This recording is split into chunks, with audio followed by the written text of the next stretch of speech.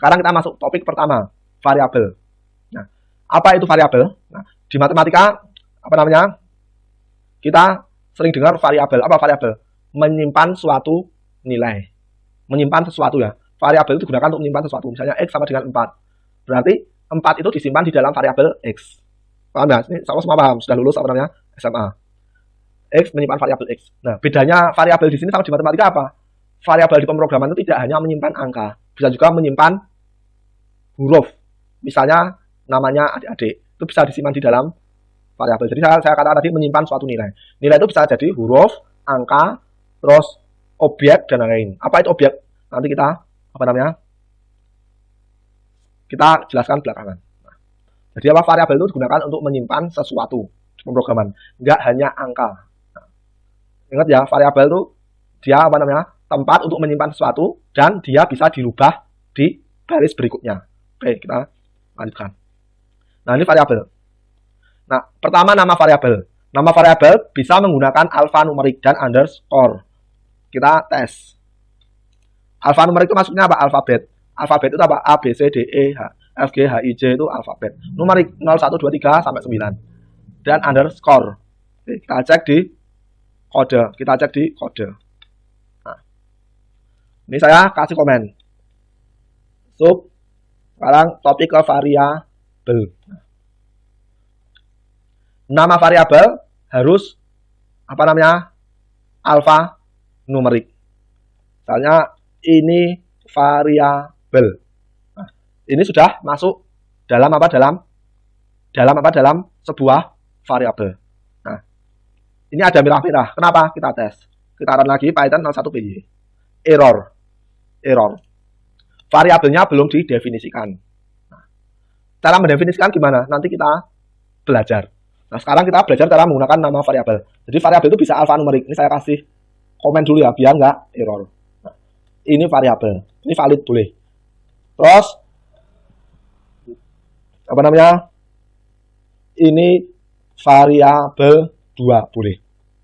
Terus ini underscore variabel boleh. Nah, variabel 2 ini boleh. Nah, ini valid ya, boleh alfabet dan numerik. Ini alfabet, ini numerik. Ini apa namanya? Alfabet, ini underscore, ini numerik. Ini alfabet, ini underscore, ini numerik. Nah, ini valid boleh. Ini alfa numerik plus underscore. Nah, itu namanya. Terus yang kedua, nama variabel tidak boleh dimulai dengan angka. Nama variabel tidak boleh dimulai dengan angka. Nah, tadi kan alfanumerik. Nah, jadi tapi dia tidak boleh, misalnya ini tidak valid ya. Nama variabel tidak valid. Nah, misalnya dua variabel ini nggak boleh.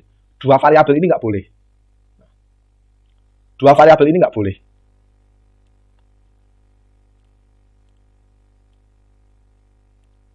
Dua variabel nggak boleh.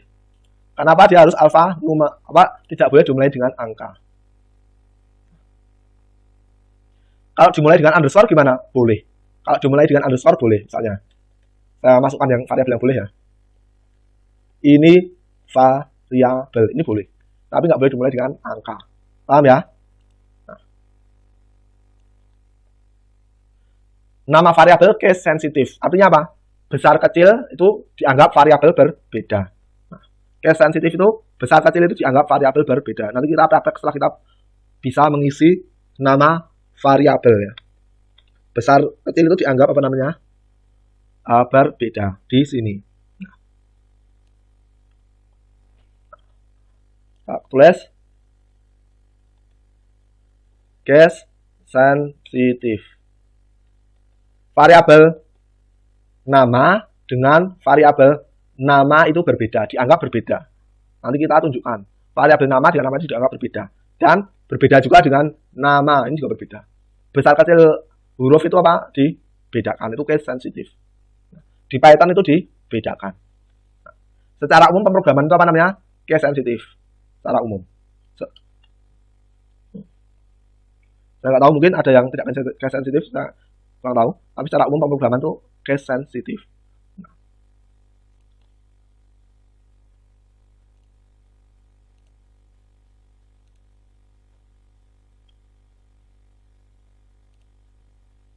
Terus kita poin berikutnya,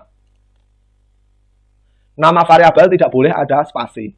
Nah, ini sebenarnya sudah jelas ya, tapi nggak apa-apa kita demokan. Nah, tidak boleh ada spasi. Nama variabel tidak boleh pakai spasi. Nah, misalnya variabel nomor 1, nomor 2 ini nggak boleh. Harus apa? Variabel yang boleh nomor 2. Ini boleh. Nah, kalau ada spasi nggak boleh. Kalau mau ganti spasi pakai underscore juga boleh. Nah, ini ya. Variabel tidak boleh pakai spasi. Itu ya.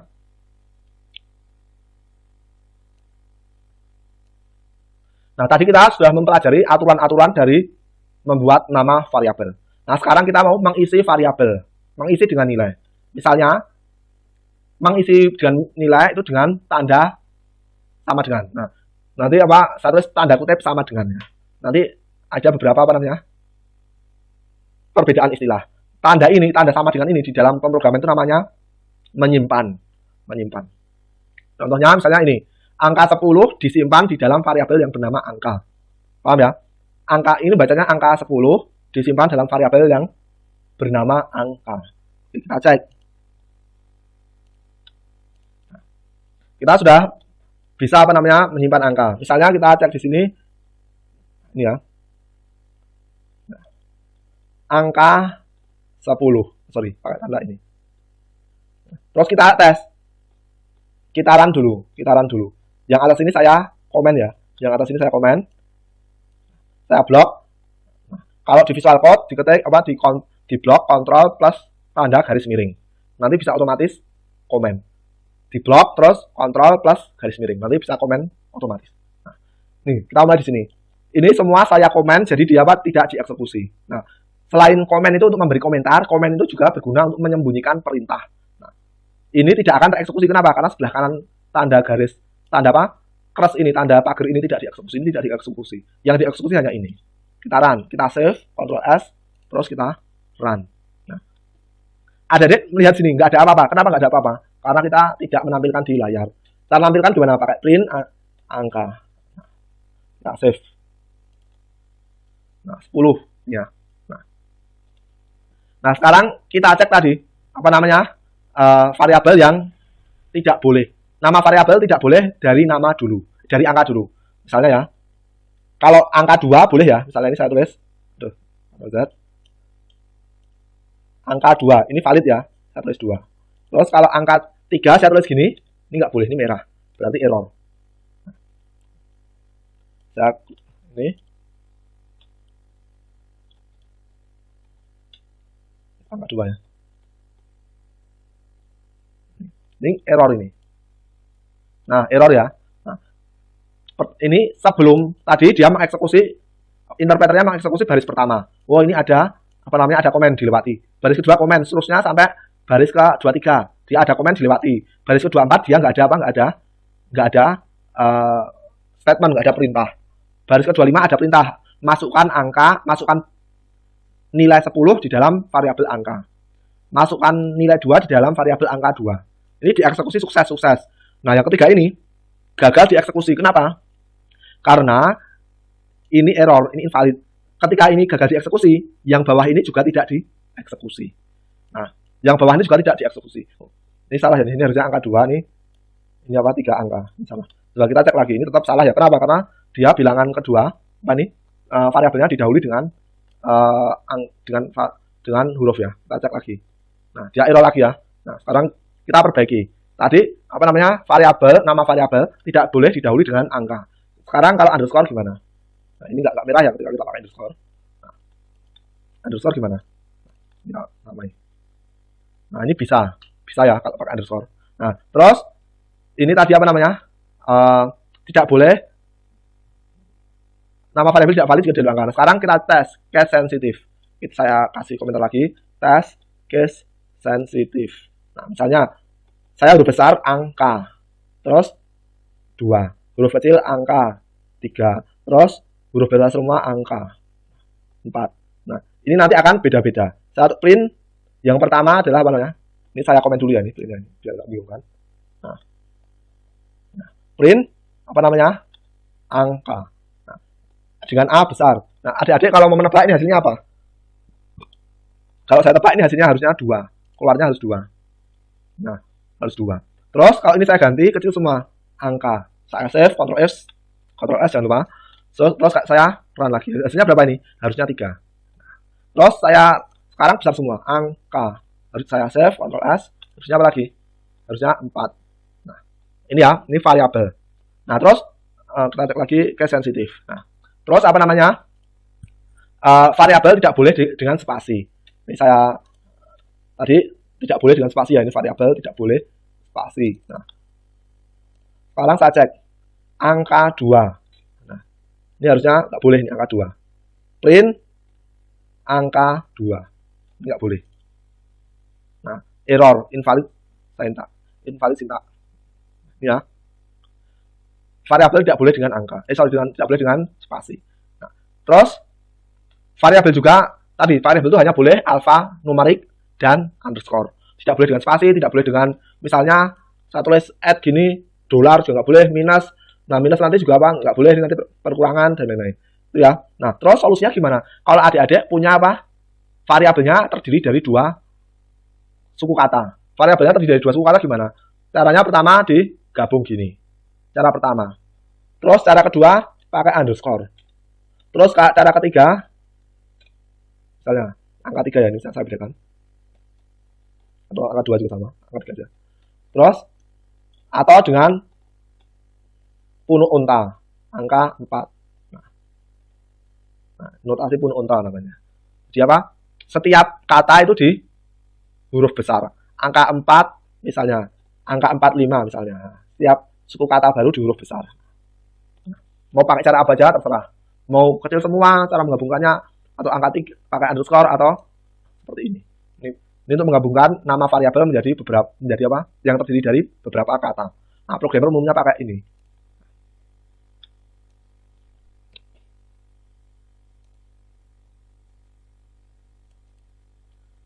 Itu ya. Terus saya tambahkan dulu. Kemarin adik-adik ngeprint gini. Hello misalnya. Kemarin hello world ya, sekarang saya tulis hello. Saya run.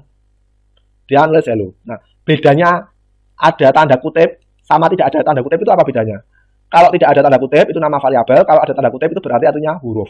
Nah, kalau huruf boleh pakai spasi misalnya hello world seperti ini. Nah, paham ya? Huruf boleh seperti ini hello world. Ini saya print boleh.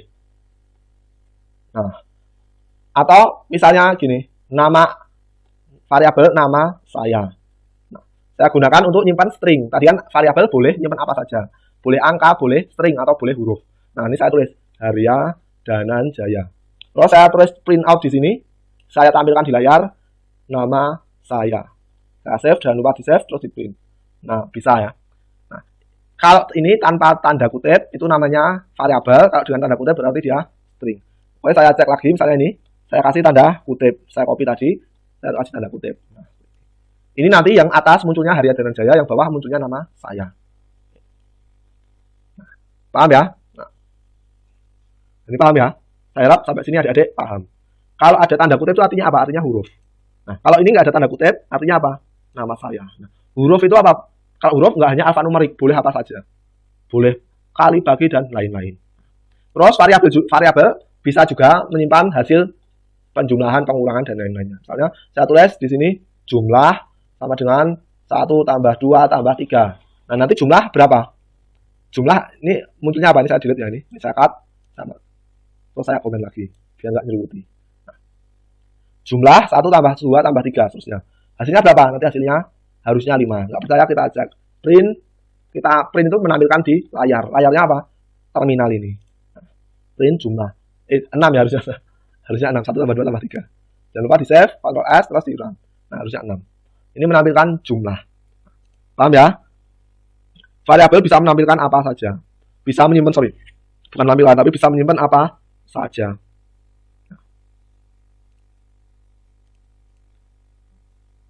Terus tadi variabel apa namanya bisa diganti setelahnya. Isi variabel bisa diganti setelahnya. Misalnya jumlahnya tadi 6, sekarang saya ganti lagi. jumlah sama dengan 7 tambah 8. Terus saya print kedua, print jumlah lagi. Nah, nanti akan muncul 6 dan 15. 6 dan 15. Kita save, kita run. 6 dan 15. Jadi hasil di sini tidak berefek, hasil di sini tidak berefek terhadap ini. Meskipun pada baris ke, ini baris ya, baris ke 53, jumlah itu isinya diganti, tetapi baris 51 itu dieksekusi duluan. Jadi nggak ngefek ke eksekusi ini. Nah, paham ya? Nah, terus, variabel juga bisa menyimpan variabel. Misalnya, gini, jumlah 2, saya masukkan jumlah. Terus saya print. Jumlah 2. Ini berapa hasilnya? Apa? Ditebak. Hasilnya sama dengan ini. Kenapa? Karena isinya ini dimasukkan di sini. Nah, kita save, terus kita run 15. Nah, pertanyaannya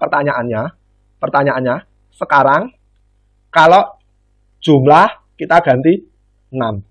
Apakah jumlah 2 juga akan jadi 6? Coba kita cek ini, saya cut. Apakah jumlah 2 akan jadi 6?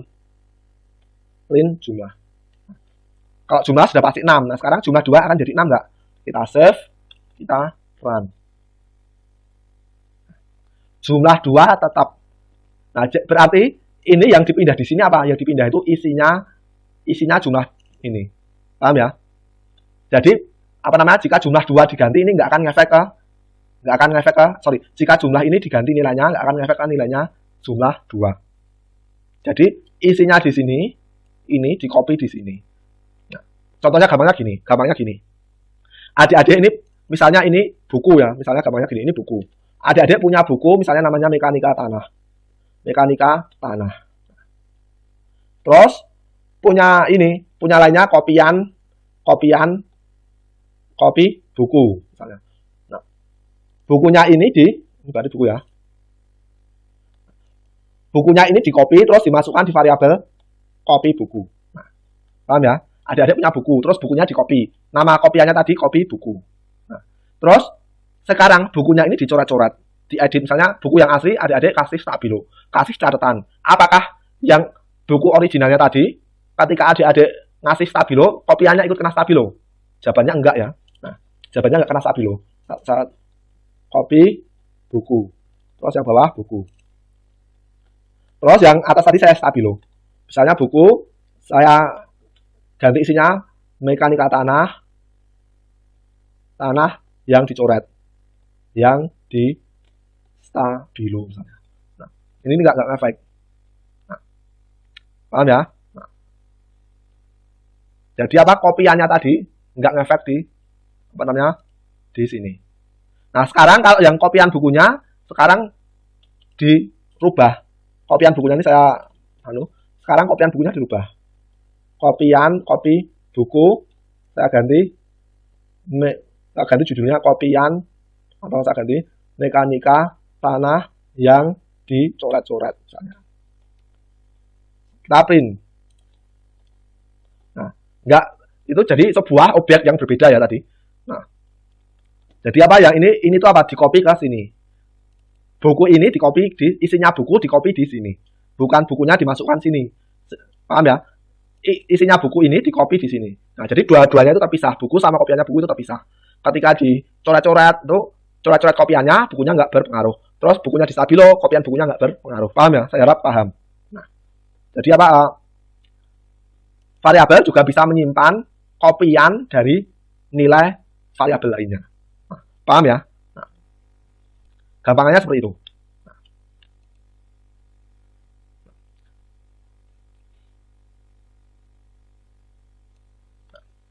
Nah, sekarang latihan. Nah, sebelum latihan kita review dulu. Tadi variabel. Pertama, nama variabel. Nama variabel alfanumerik dan underscore. Terus yang kedua apa?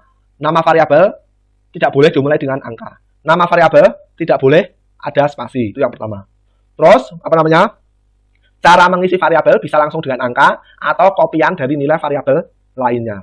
Paham ya? Nah, sehingga pergantian isinya variabel salah satu diganti itu nggak ngefek ke variabel yang lainnya. Paham ya? Itu summary-nya, itu kesimpulannya. Nah, sekarang latihan PR. Buatlah program yang mempunyai variabel. Di dalam kode tersebut ada variabel. Terus di variabel tadi disimpan nama kalian masing-masing. terus di print di layar. Itu PR pertama.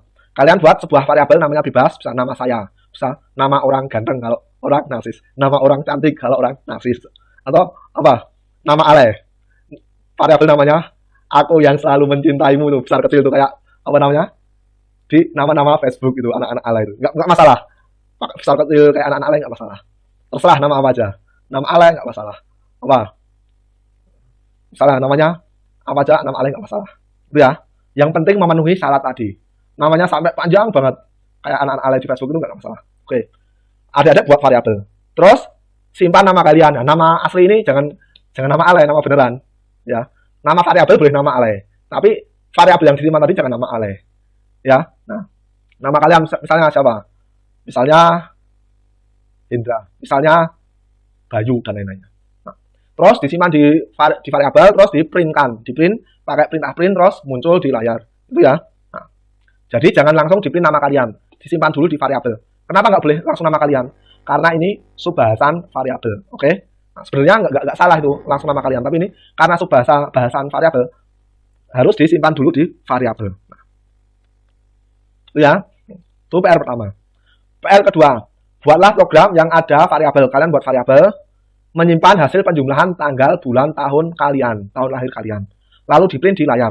Jadi pertama kalian buat variabel tanggal lahir kalian, buat variabel bulan lahir kalian, terus buat variabel tahun lahir kalian, terus buat variabel namanya jumlah atau nama apa saja terserah, misalnya jumlah, variabel namanya jumlah, terus tadi diisi penjumlahan dari variabel-variabel tersebut, terus di hasilnya di print di layar. Paham ya? Nah, itu PR nomor 2. Terus PR nomor 3. Buatlah program yang di dalamnya tadi adik-adik membuat variabel dengan nama sekolah. Case sensitif. Jadi jangan S-nya besar. Namanya harus sekolah.